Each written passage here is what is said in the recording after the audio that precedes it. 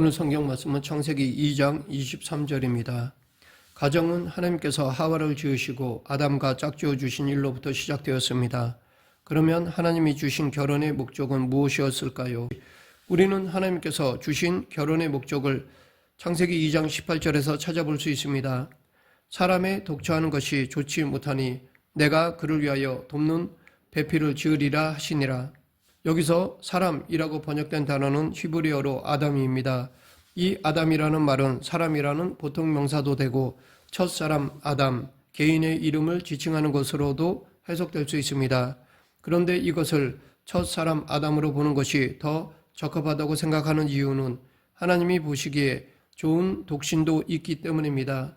또한 여기서 하나님이 사람에게 주신 결혼의 목적에 대해 두 가지로 말하고 있습니다. 첫째는 함께 있게 하기 위함이고 다른 하나는 도와주게 하기 위함입니다. 그런데 함께 있게 만드신 것이 결혼의 목적이라고 할 때 우리는 한 가지 의문이 따라옵니다. 그렇다면 왜 처음부터 두 사람을 만드시지 한 사람을 만드시고 좋지 못하다고 하신 것일까요? 게다가 창세기 1장 1절은 하나님이 창조하신 것을 보시기에 심히 좋았더라 라고 기록하고 있는데 그러면 이것은 하나님께서 아담을 만드신 후 무언가 부족한 것이 있어서 황급히 하와의 창조 계획을 세우셨다는 것일까요? 이에 대한 대답은 아닙니다.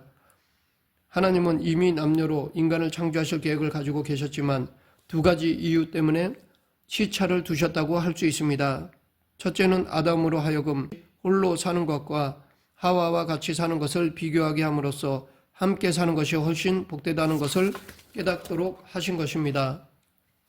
둘째는 아담의 몸을 취하여 여성을 만드심으로써 두 사람이 한 몸이라는 것을 보여주시는 한편 아내의 창조에 앞서 남편을 먼저 창조하심으로 가정의 질서를 암시하신 것입니다. 물론 오늘날 많은 사람들이 이 부분을 잘못 해석하고 있습니다.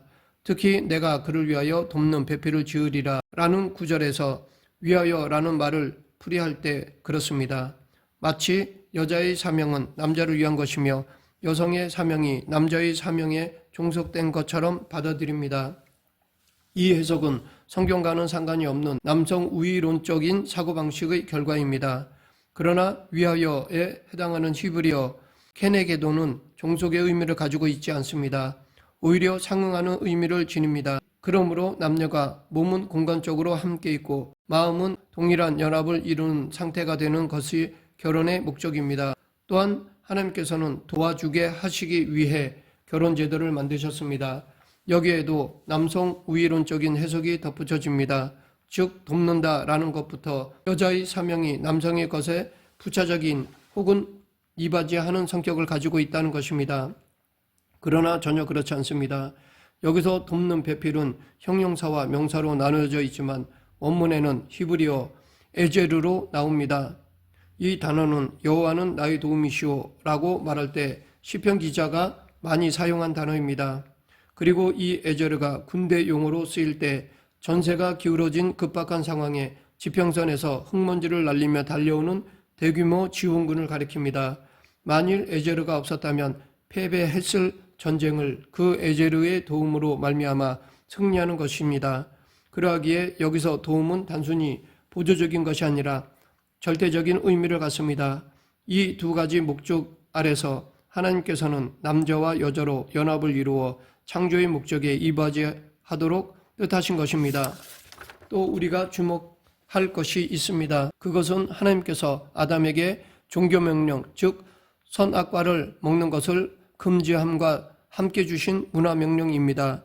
종교명령과 같이 아담이 인류의 머리로서 받은 문화명령이 창세기 1장 28절입니다. 하나님이 그들에게 복을 주시며 하나님이 그들에게 이르시되 생육하고 번성하여 땅에 충만하라 땅을 정복하라 바다와 물고기와 하늘의 새와 땅에 움직이는 모든 생물을 다스리라 하시니라. 그런데 아담 혼자서는 이 명령을 준행할 수 없습니다. 이 세 가지 명령은 크게 두 가지로 나눌 수 있습니다. 첫째는 생육하고 번성하여 땅에 충만하라 라는 명령입니다. 하나님께서는 온 인류를 한 번에 창조하시지 않으시고 한 사람의 남자와 여자를 통해 인류를 만들어 가셨습니다. 아담이 하와를 보면서 자신의 일부로 생각하게 하신 것처럼 인류가 가정을 통해 하나님의 성품을 본받고 그 안에서 사랑하고 사랑받고 사랑을 배워가며 그 사랑을 통해 하나님의 속성을 터득하고 하나님과 관련 있는 인류의 집단이 되게 하신 것입니다. 둘째, 땅을 정복하고 생물을 다스리라 라는 명령입니다. 정복은 개척하는 것을 의미합니다. 개척에는 도전, 모험, 호기심, 불굴의 의지가 필요합니다. 하나님께서는 이런 일들에 적합한 정신적 능력과 육체의 힘을 남자에게 부여하셨습니다. 그리고 다스리라 라는 사명을 여성들에게 주셨습니다. 이것은 히브리어로 라다인데 왕이 나라를 아주 선하게 통치하는 것과 같은 다스림을 의미합니다. 즉 이미 있는 것들을 중요하게 생각하여 서로 연결시키고 돌보고 가꾸어서 완전한 아름다움이 발현되도록 만드는 일입니다.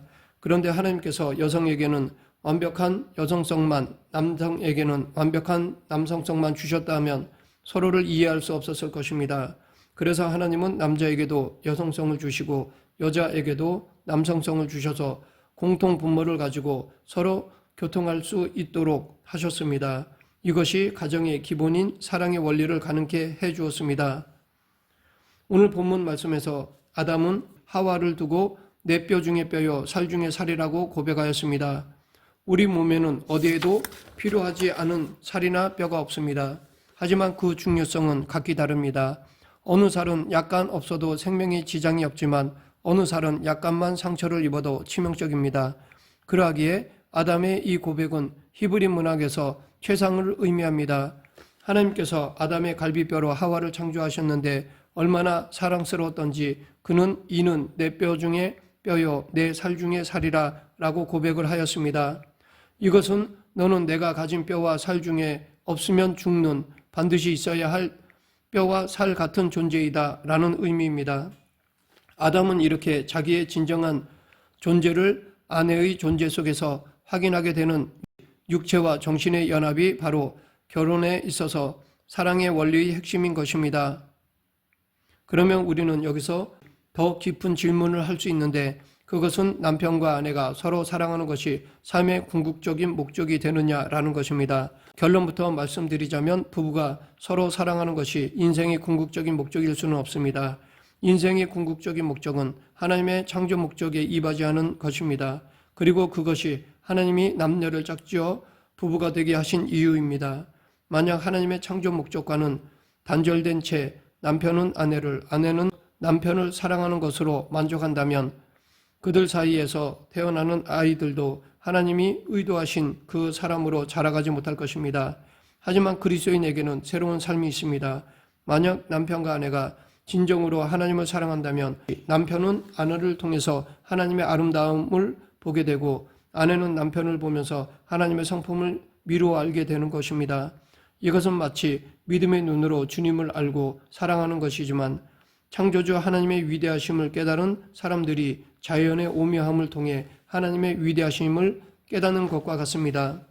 그런데 피조물 가운데 하나님을 가장 닮은 피조물은 사람입니다.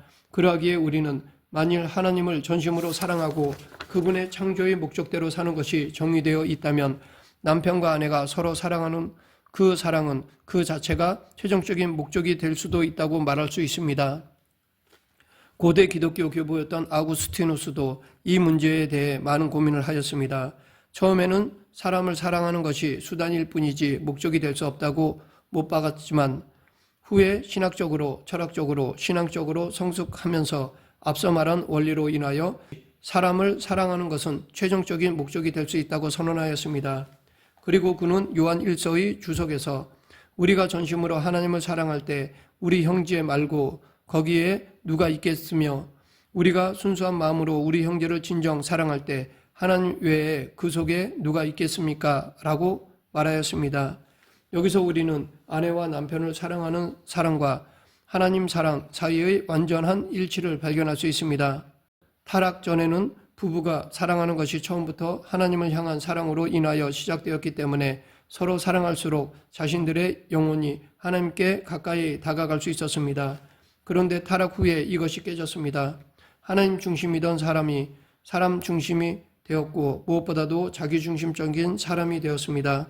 하나님을 향한 사랑이 동기가 되었을 때는 목적 자체가 자기 자신의 만족이 아니라 하나님의 만족이었고 자신은 그 안에서 기뻐하는 존재로 머물기 좋아했는데 타락 이후에는 이제 아내와 남편이 각자의 중심을 가지고 다투게 된 것입니다. 그래서 오직 부부임에도 불구하고 상대를 허물고 복종시키려는 권력의 투쟁이 일어나게 되는 것입니다.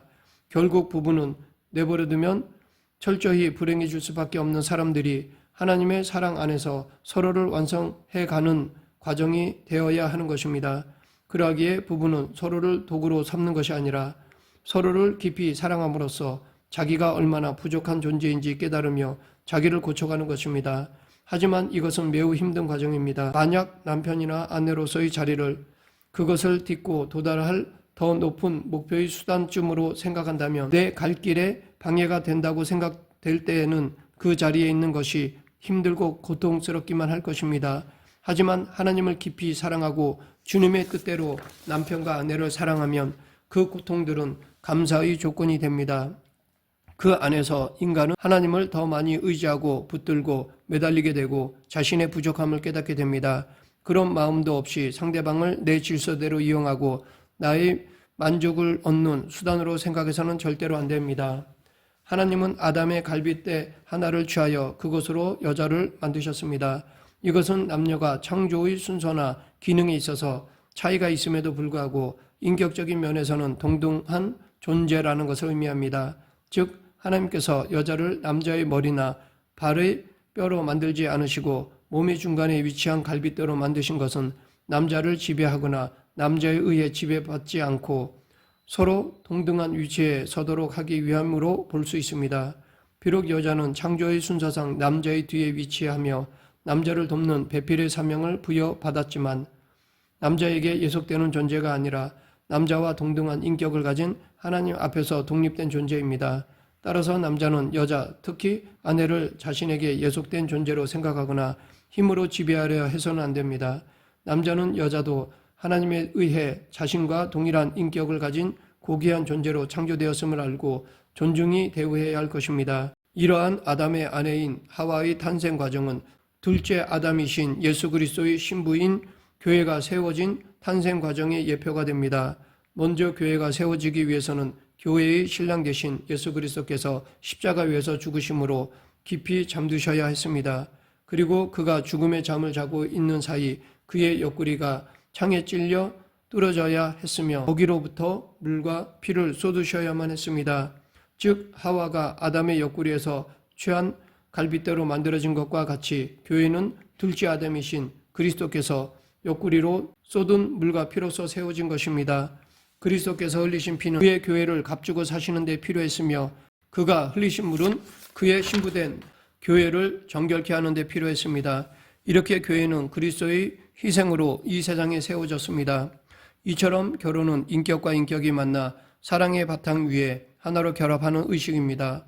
따라서 사랑이 전제되지 않는 남녀의 결혼은 바른 부부관계로 형성할 수 없고 결국 인격과 인격이 하나로 연합하는 참 하나됨의 기쁨도 만끽할 수 없습니다. 오늘날 많은 사람들이 하나 되지 못하고 갈등하는 이유는 사랑 없이 외적인 조건만 보고 배우자를 선택하고 결혼하는데 그 원인이 있습니다. 사랑의 때로 하나가 된다면 하나님 안에서 아담과 하와와 같이 인격과 인격이 하나로 연합하는 참된 하나됨의 기쁨을 만끽하며 어떠한 난관에 처한다 할지라도 흔들리지 않는 행복한 가정을 이루게 될 것입니다. 말씀을 맺겠습니다. 하나님은 남자의 갈빗대로 여자를 만드셨습니다.